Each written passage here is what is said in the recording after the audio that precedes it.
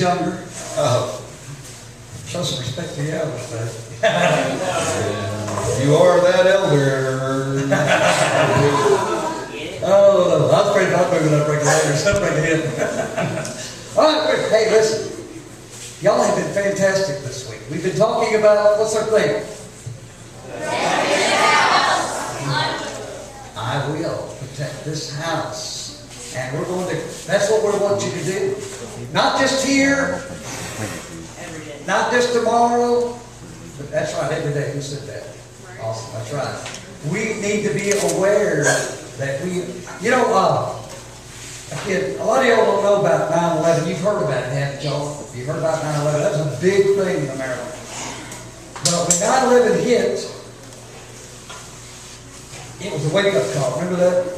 I did remember that. Remember where you were? I was on my way to traveling down I-65, going to Bowling Green. I was going to class at Western, and I remember we got down there and I got to class and was kind of still sort of didn't know the magnitude of everything because we got there and went straight to class. I heard on the radio there had been an airplane had flown into one of the World Trade Centers, and we, like I said, we didn't know the magnitude of it yet, but after leaving class, we soon learned the magnitude and the gravity of the situation, and it was a very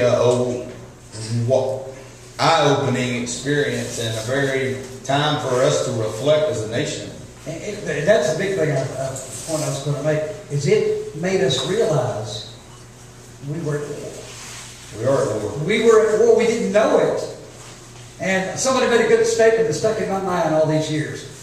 We were fighting a war with a peacetime mentality. I think that's us in the church. We're fighting a war with a peacetime mentality. We need to battle and fight. We've been using the analogy, the kind of a sports analogy. We'll kick us off. We'll kick off with a little video here. Kind of the idea that God has promised us a victory. And we're going to get into the battle that we've got. So here we go.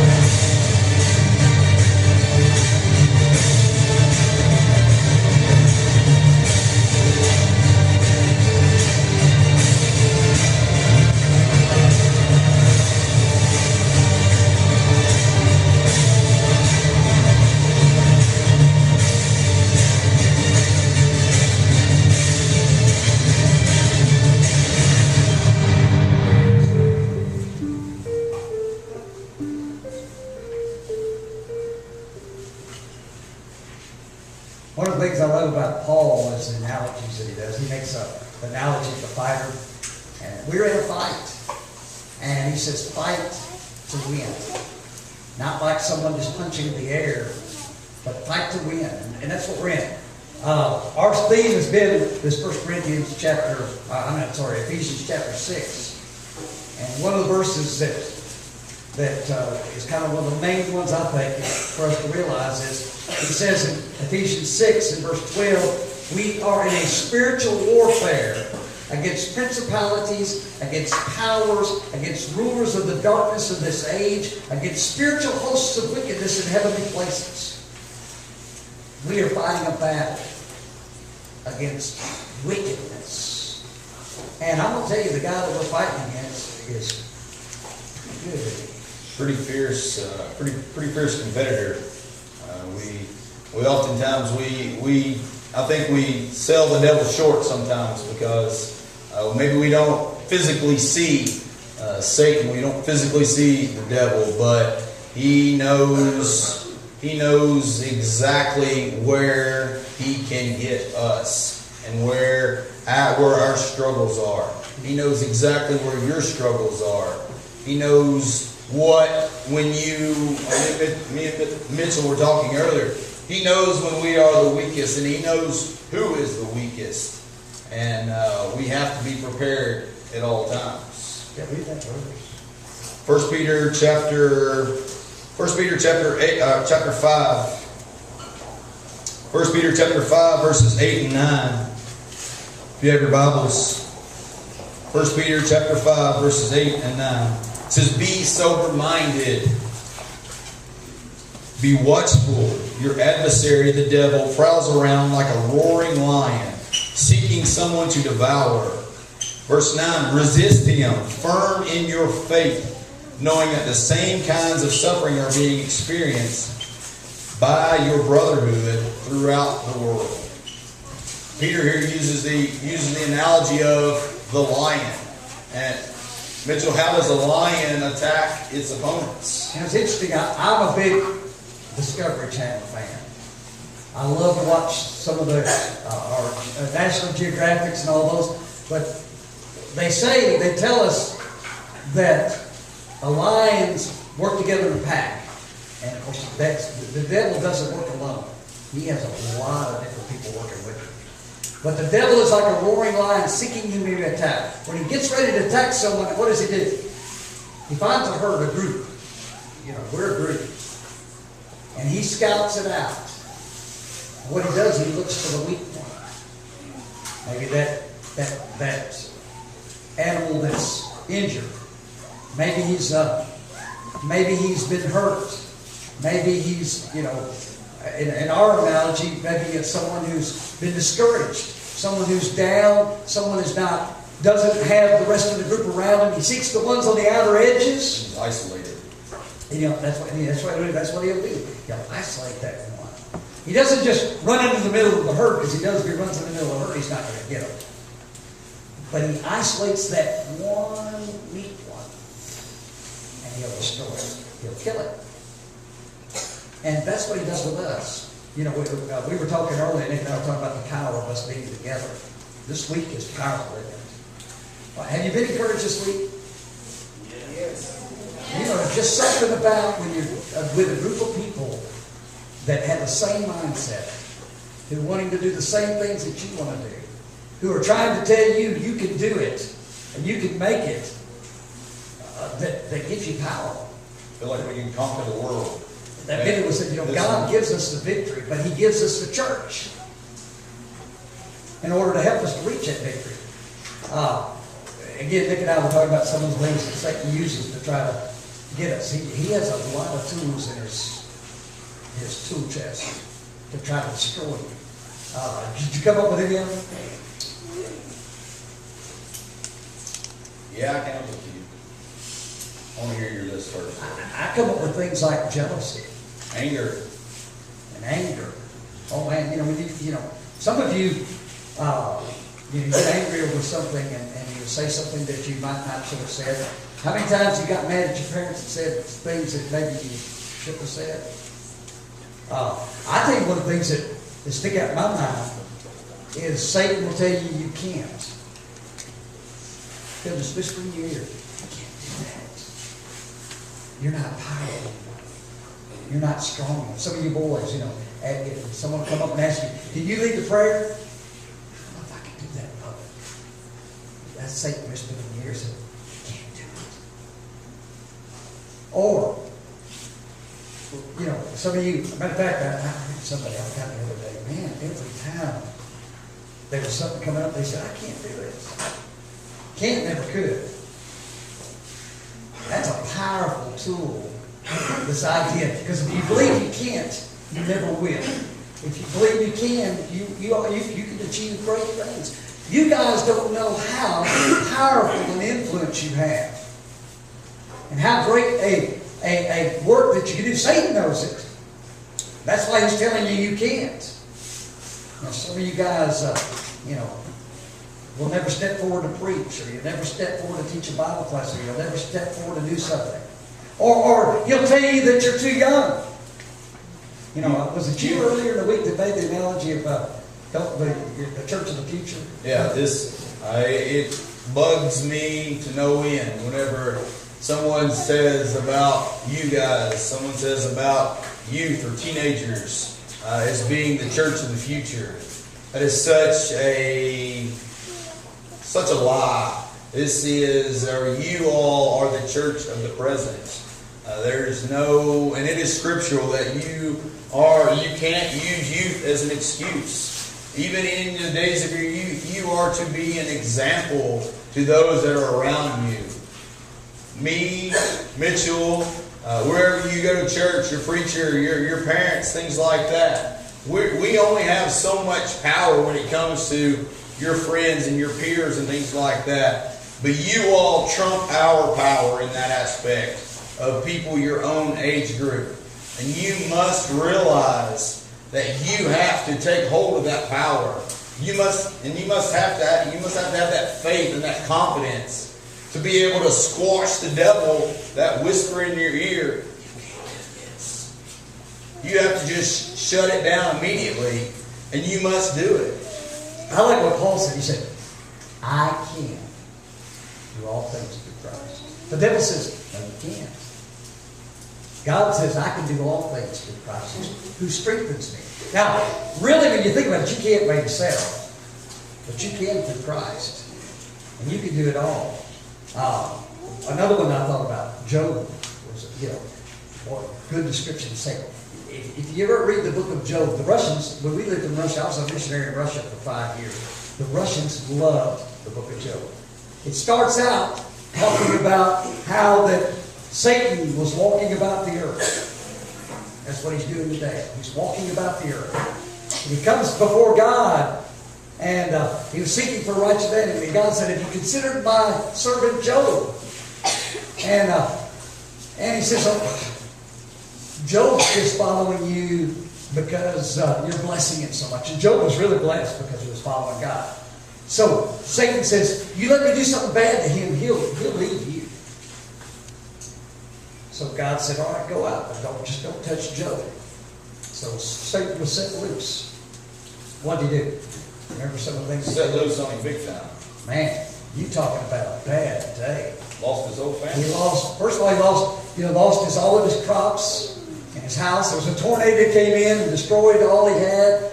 Then his servants come running to tell him about the loss. His children were killed. They come and tell him, and he lost everything he owned, and just like this. And then he gets in there, and Satan comes back to God, and God says, okay, what do you think about this guy? And Satan says, well, he's such a selfish person. He said, if you'd have just let me get a hold of Job, he'd have denied you. And God said, okay, have your way with Job, but just don't kill him.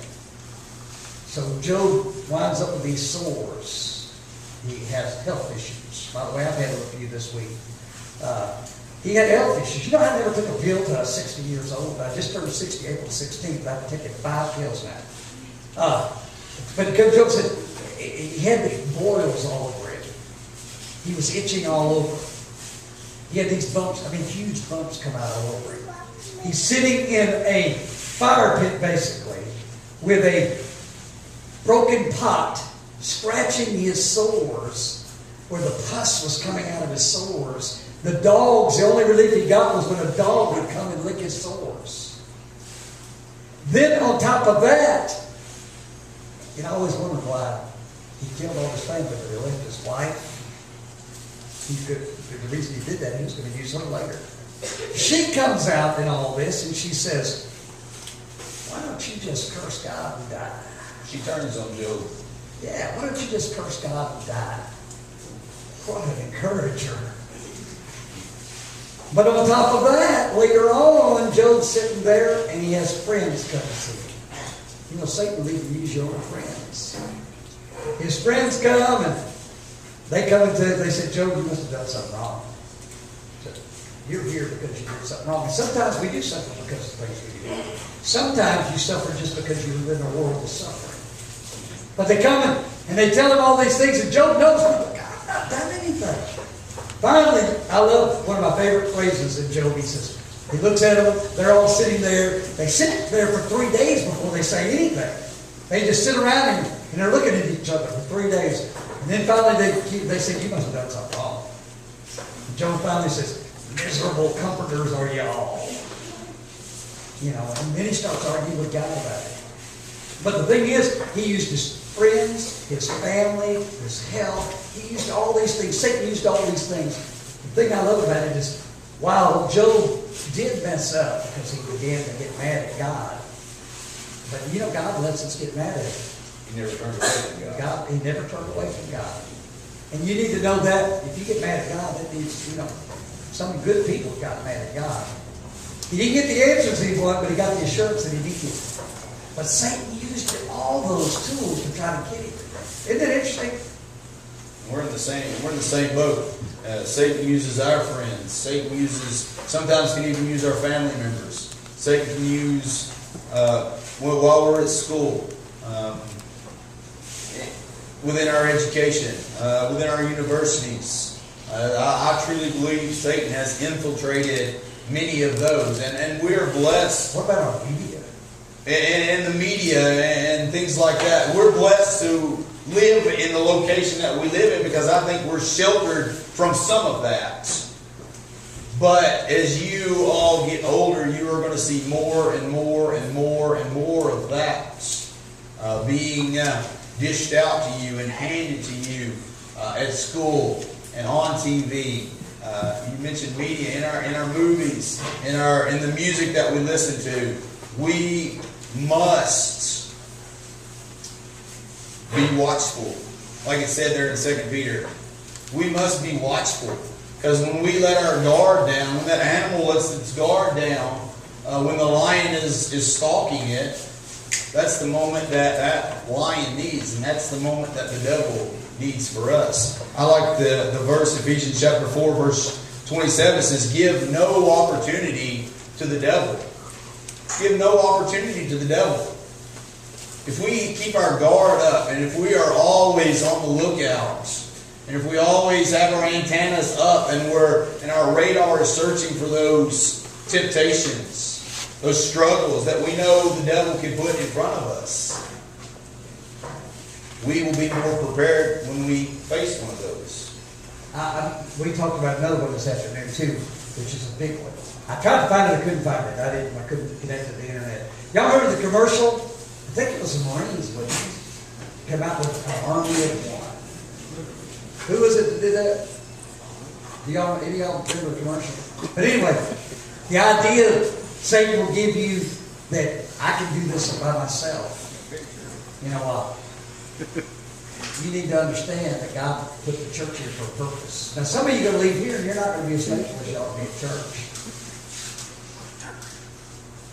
And the reason is Satan's going to tell you, you know, I come every now and again, I do that. One of the great things about the church, you know, he says in Hebrews chapter 10, 24 and 25, not forsaking the assembling of ourselves together as the manner of some is, but encouraging one another, the much more as much more as you see the day approaching. One of the reasons we come to church is to encourage each other. One of the reasons we have camp is to encourage each other, isn't it? And so we're in this battle, we're fighting it and all this. There's no such thing as an army of one. One of the greatest tools God gives us is each other, to conquer each other. We need somebody to be accountable to answer to spur us on, to tell us when we do good, and to remind us when we're doing bad. And all those are important if you're going to leave here and make it, because you're going to struggle. Think of the peer pressure that you have. Well, peer pressure can be good. if it's Christian peer pressure. Isn't that right? That's right. We can, I always tell my kids at South Green, you all, and I think I mentioned it even a while ago, you all have more power than you ever will realize. You must harness that power, and you must take hold of that power and equip yourself with the right tools. Tool number one mainly being God's Word. So we must study and we must learn God's Word and be ready for whenever we go out and we have conversations with our friends, with our classmates at school. Let me tell you how powerful peer pressure is. Y'all were a great example of it this week. I'm an anti-pranker at camp. Not that I don't like pranks, because I love to do pranks. I just tell you. I love, and y'all got me good. Y'all did me good. You did well. I'm not worried. You did good. But the problem with that is y'all saw it happen, didn't you? Y'all come up here and stole that. What happened next? You remember? Tell them about it. The little ones were watching. They saw what they were doing. And they said, we want to be like them. So they come up here and stole one of these. Of course, we got it. By the way, all these things were borrowed from another congregation. So, y'all tear them up. We're in trouble, that kind of thing. Y'all didn't tear them up, didn't tear them because they understood that. But, see how things escalate? And how peer pressure is so effective? You older ones, man, what an influence you have on those young ones, you don't even realize. What a power you've got that you don't even realize. Now, it can be for good and it can be for bad. You choose how to use it. But I just thought that, that's why I don't let pranks have a prank, because they always escalate. Remember a couple of years ago in the dirty cabin, and it get started with the older guys, didn't it? And then the younger ones, because they don't know the control thing, and younger Christians in the faith don't either. They went out and dug dirt out in front of the yard and poured it in the cabin, y'all's was clean, but they saw y'all and they went in and like what y'all were doing. Well, that's a powerful thing that you have. That's a great power that you have if you use it wisely. Your mind, man. We talked about the media and things like that. Why is the media so powerful? It's trying to change your mind. Satan says, like, you get in your mind and tell you can't, or that you don't need anybody else, or that you're not worthy. Some of you may have messed up in times.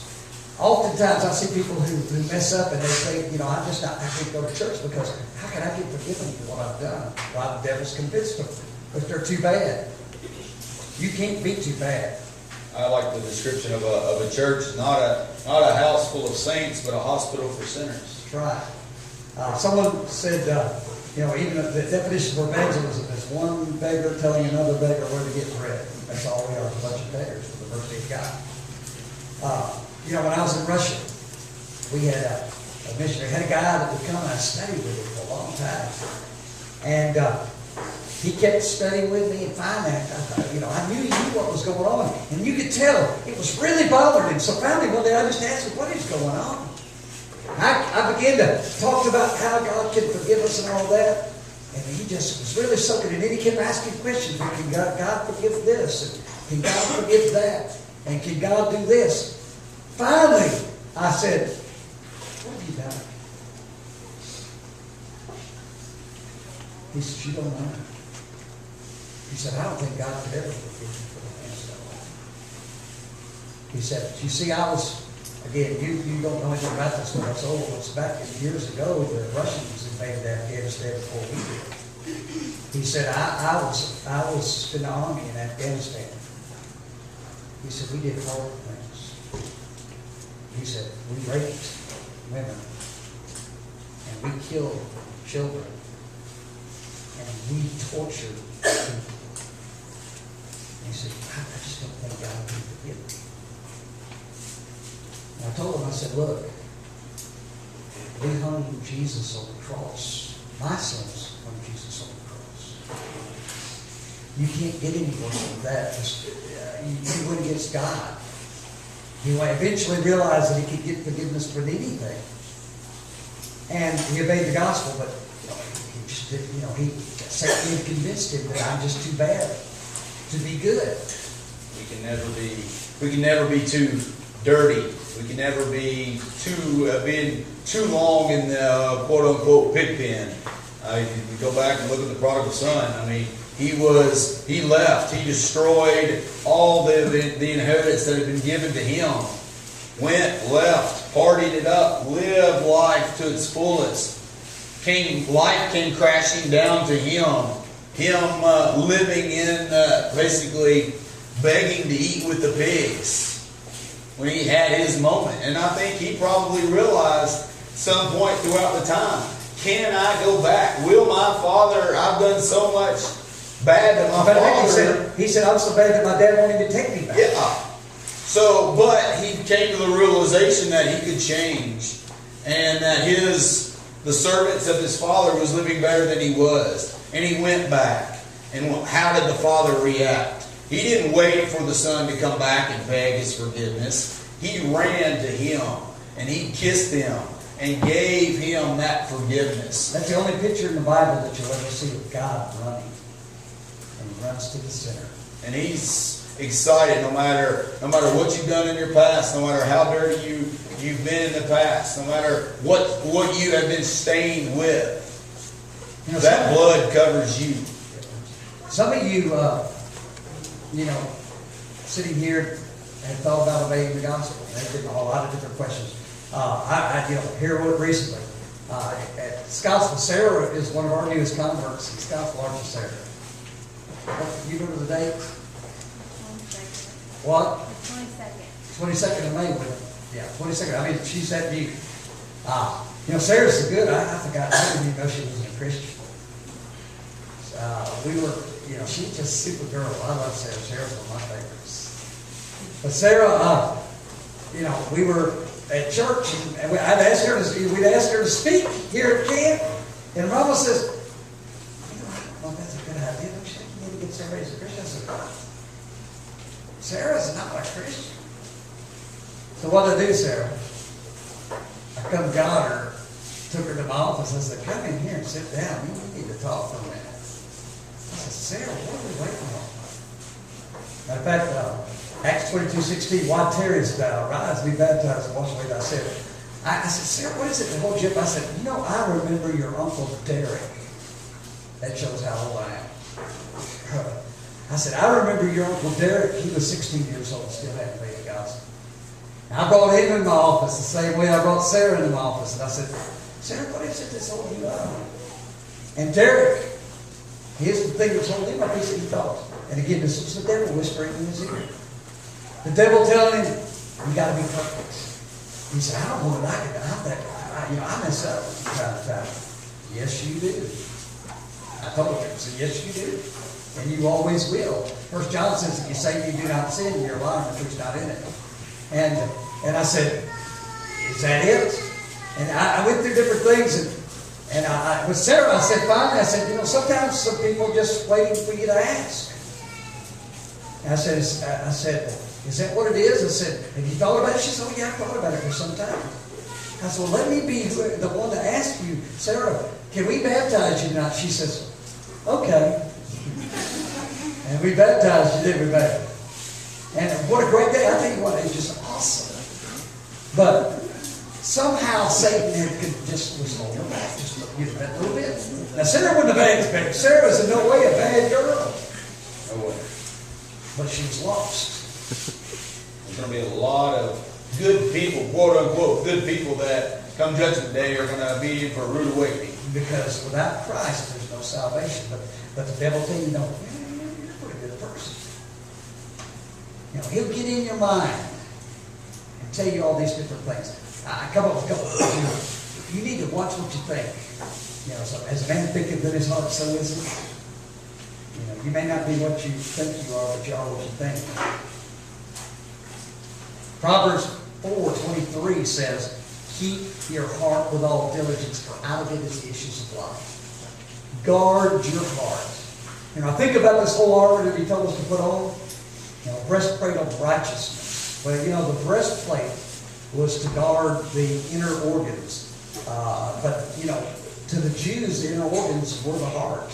You know, they talk about the bowels. You know, we think the bowels is not a very good thing, but they just the heart. It was to protect that. You know, he talked about the belt of truth. You know, man, you know, because the devil will tell you a lie. And one of the biggest lies that you'll ever learn is the biggest lies are the ones that are closest to the truth. And you're pretty good. Yeah, you may be good, but you're not good enough. You know, he talks about that breastplate of righteousness. Or how about the shoes of the gospel?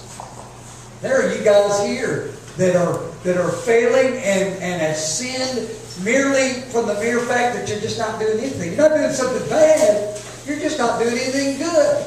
Scripture says if you know what to do, but yet you don't do it, that is sin. And one of the responsibilities we have as a Christian is to take the gospel in all the world. And you've got friends that you've never mentioned to. Then we talked about what the shield of faith. Again, that shield was to protect those inner organs. And the helmet of salvation. You know, the helmet, he says, take the helmet of salvation. Just as the breastplate was to protect the heart, the helmet is to protect the head. Two prime targets are the head and the heart. And God is trying to get in your head and discourage your heart. The devil. That's the devil. Did I say God? You say God. So the devil no. But he's trying to do that. That's why I got a friend that lifted me up. That's right. That's what I'm here And see, if I didn't have a friend to lift me up, I could have told y'all there. But you know, Paul's writing to the church when he's saying this. He's not talking to people outside the church. He's talking to the church. He's telling them, you know, you can't sin willfully and not be willing to repent and it not be sin. Sometimes we think, you know, well, you know, nobody knew about it. It's okay. He convinced us that we don't have to repent. And so we need to put on that armor. You know, the helmet of salvation. Don't we need that? We need to have those things. The sword of the Spirit. You know, we talk about that Bible. What is the sword of the Spirit? Anybody? And the sword of the Spirit, which is the Word of God. Now, y'all need to get that one down. You know, don't wait till you get in trouble to go to your Bible. How did Jesus defeat temptation? According to Scripture. According to Scripture. You know what the psalmist said? He said, I have hid thy word in my heart that I might not sin. When Jesus was tempted, he said, isn't it written? Or it is written. He had it in his heart. You see, what's down in the well will come up in the bucket. So when you get in trouble, what's down in your heart, what you've got saved down in there is what will come out. You know, you want to know what's in your heart? Put your finger with a hammer and see what comes out. I think the easiest way to tell what's truly in someone's heart is by the words that come out of their mouth. We speak what's basically in our hearts.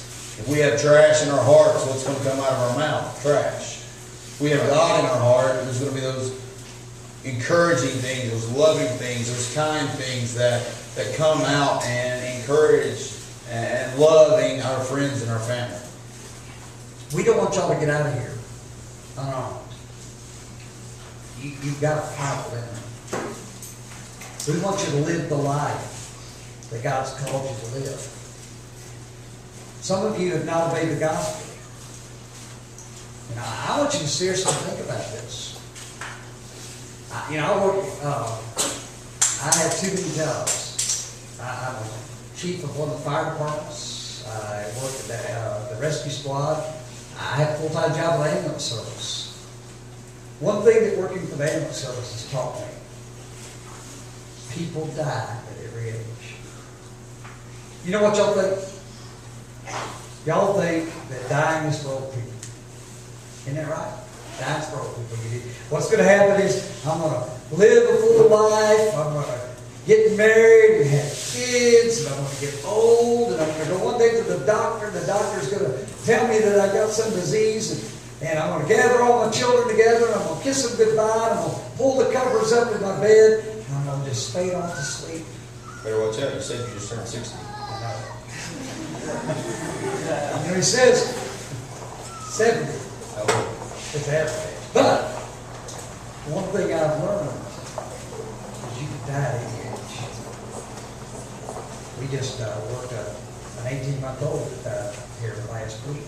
Death doesn't care about age, gender, socioeconomic status, Doesn't care. popularity, nothing. Doesn't care. Had a guy last week. You know, I can name in just the last month an infant, a teen, a 20-something, a 30-something, and 40-something, and some old people Smoke weed. that have died. You know, some died, they just fell over dead. Some died because they were abusing drugs. Some died in an automobile accident. You know, I worked in an automobile accident where a guy's head, you know, it was in brain matter left. Took him out of the car to put him in the body bag, and the cup, the cup in the center there was kind of on my leg there. And I told myself, you know, you need to get that cup and put it back in the car there. When they lifted the cup, about that size chunk of his brain fell out on the finger. He didn't know what hit him. When he was driving by the school that day, he didn't think he was going to die. You're going to die. There's one thing for sure, is you one of these days you're going to die. The devil may tell you otherwise. That's the only thing. That's one of the lies that he tells us. It is. So, sow your oats while you're young. Live it up now. What? Eat, drink, and be merry, for tomorrow we die. Well, that's the devil. That's the devil trying to tell you. So some of you have not, you go through life, you not obey the gospel, you think, well, I've got tomorrow, it's no big deal. I'll do it some other time. I really plan on doing it. I remember a 70-year-old man that I went to see it, and I said, what are you waiting on? He said, well, I'm planning on obeying the gospel. And he said, man, you're 70 years old. And he'd been having trouble with his legs. And I told him, I said, man, that ain't be the Lord's way of telling you, you ain't going to live forever. I baptized him that day. His name was Bob Savage. He was one of them that said, well, I just don't know if I'm good enough. You need to ask the question and be able to answer it. If I were to die tonight, where would I be? Now, I know one thing. The Bible says all of us have sinned and fallen short of the Word of God. That the wages of sin is death. And that it's appointed on the man once to die. We've sinned. The payment for that sin is death. And I'm going to die. The death that he's talking about is eternal separation from God. And I'm heading towards the grave. You're just one more heartbeat closer to death than you was a few minutes ago. Seconds ago. Are you ready? But isn't it awesome that we have that Savior? And it isn't awesome that he gave us all the things to protect here on earth. But when you run around exposed, not a Christian, the devil just says you're his target. He's already got you. And he's just saving you up for a little tidbit later. And we try to believe that lie from the devil that we'll never be good enough. But I like Romans chapter 5, verses 6, 8, and 10. Paul states that Christ died for us while we were weak, while we were sinners, and while we were enemies of Him, enemies of God. So you're never going to be good enough. You're never going to reach the point in your life that you are good enough. But Christ died for you while you were a sinner, while you were an enemy of God, and while you were still weak. And he gets us together.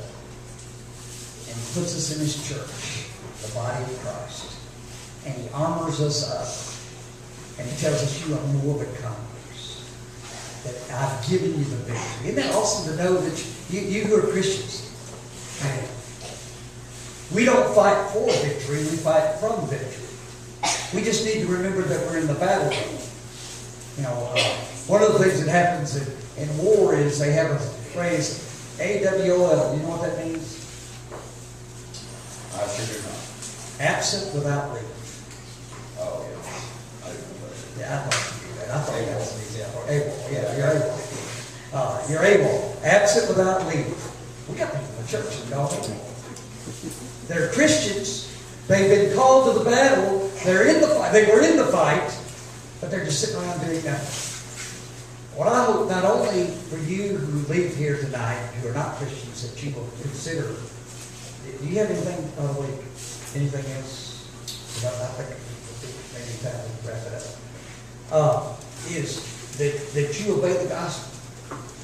We're going to be praying for you. I tell you, there's some of you guys that are, I'm praying for you. I've been praying for you.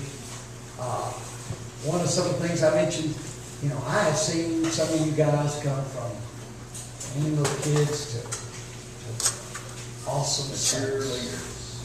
When I was a kid, I used to love Saturday mornings. We didn't have Saturday mornings was cartoons. You had 2 channels, or 3 channels to watch cartoons on. I'd get up at 6 o'clock in the morning, watch cartoons. The only day you could watch cartoons. Only day you could watch cartoons. You didn't have Cartoon Network.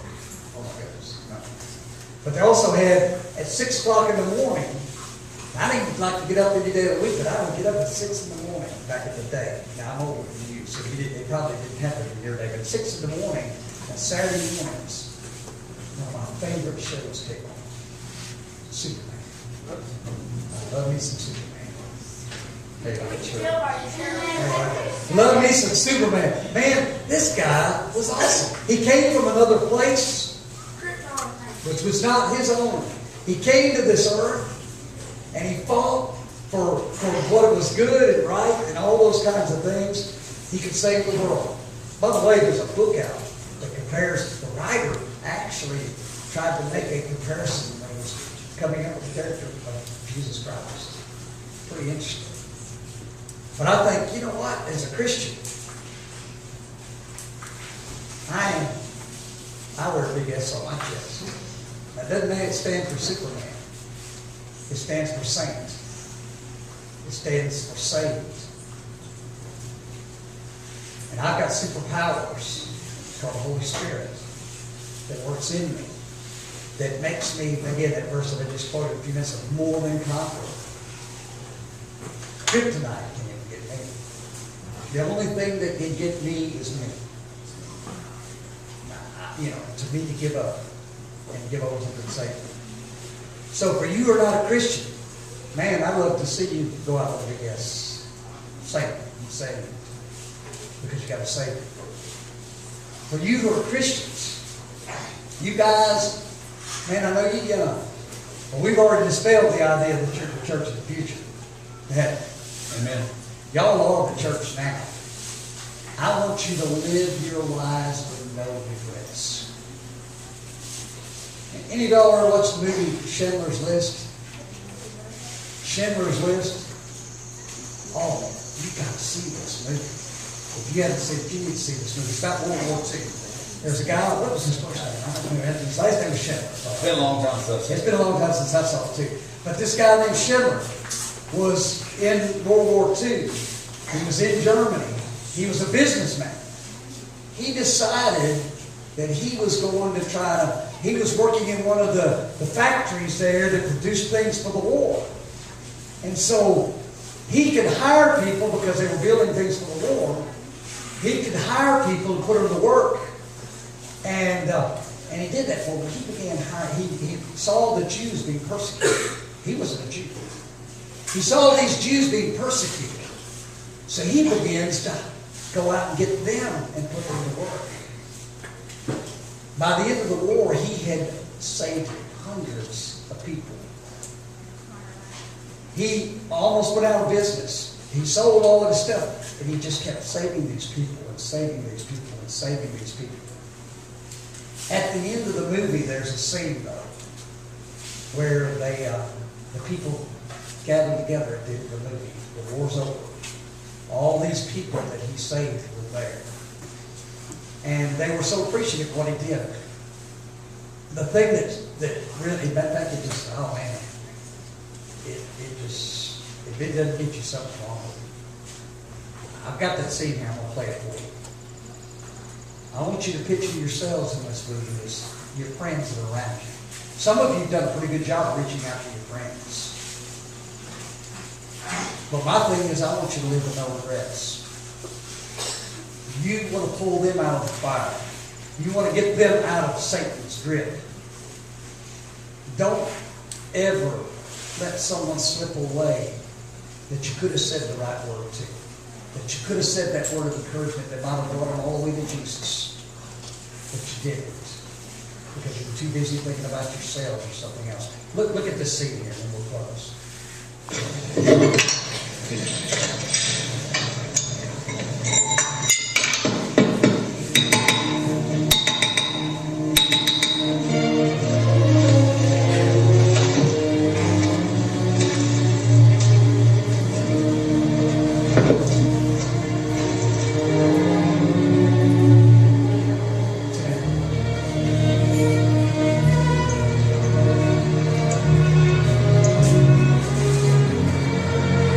As Hebrew from the Talmud, it says, whoever saves long life saves the world in time.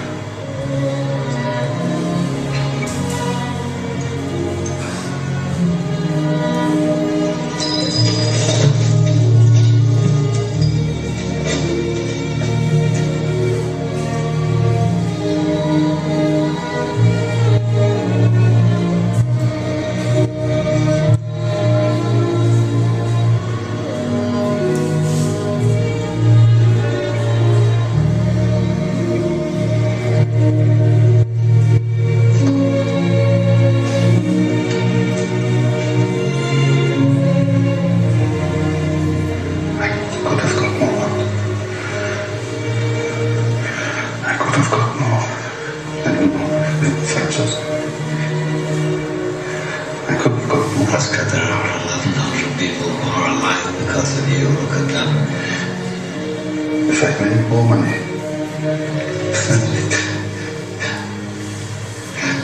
I threw away so much money. You have no idea. If I just... There will be generations because of what you did. I didn't do enough. You did so much.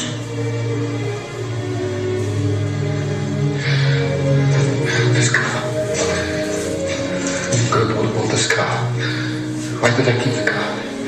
10 people right there. 10 people. 10 more people. This pin. 2 people. This is gold. 2 more people. You would have given me 2 for it. At least 1. You would have given me 1 more. 1 more person. Person stand. For this.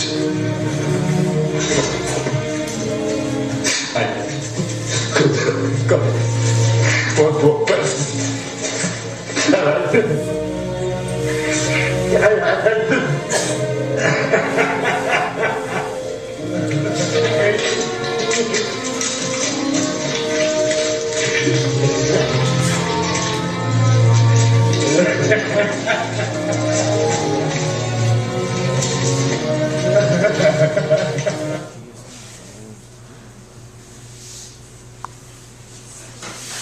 The reason we're here, you think about these counselors. This has been a hard week. We've had 3. The thing that haunts me when we leave here, those could we've got more. What could we have said? What could we have done? And you know, you look at yourself, could you just got one more? Could you said something to somebody this week that could have brought them up and lifted them out? Why do you wait? It's a simple question. Why do you wait?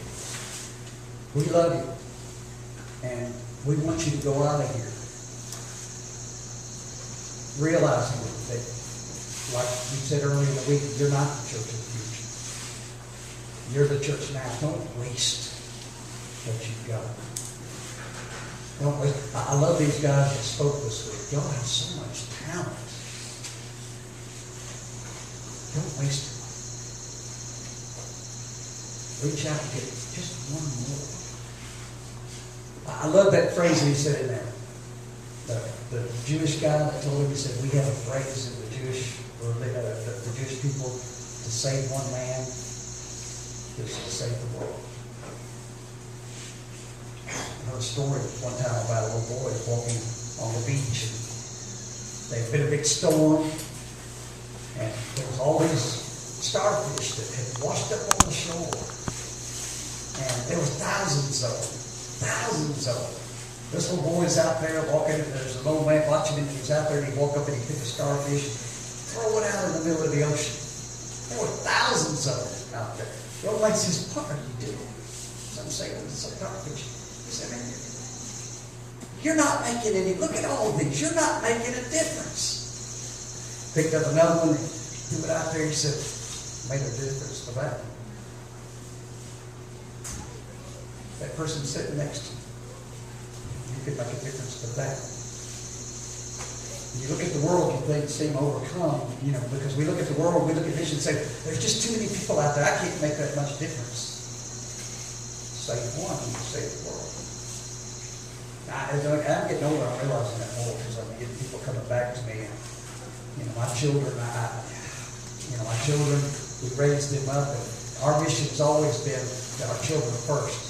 And I love these parents who come out here with their children. Well, now I look at, I've got 3 daughters who married preachers, and they're out continuing to play. That's what I want for you guys. Some of you may need the prayers of the church, for prayers tonight. Maybe you've said some things this week that you shouldn't say. Maybe Satan's got in your mind and he's discouraged you this week. I've seen some of you come up and say,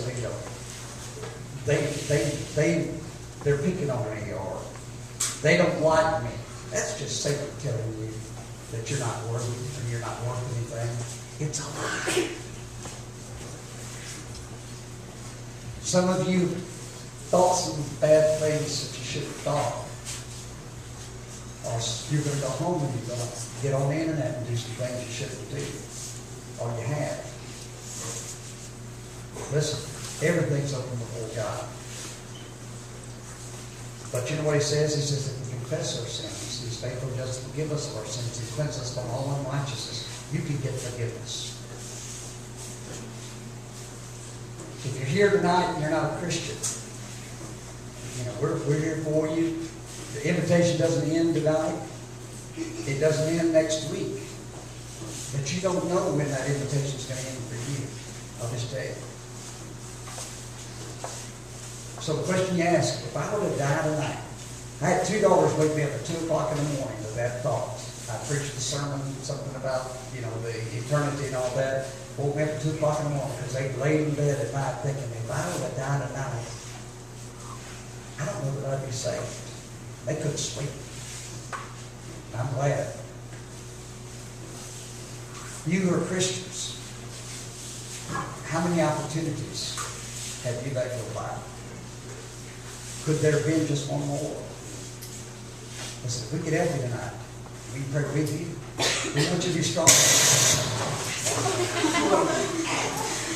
We want you to. We want to help you in any way we can. And if we can, come as we stand.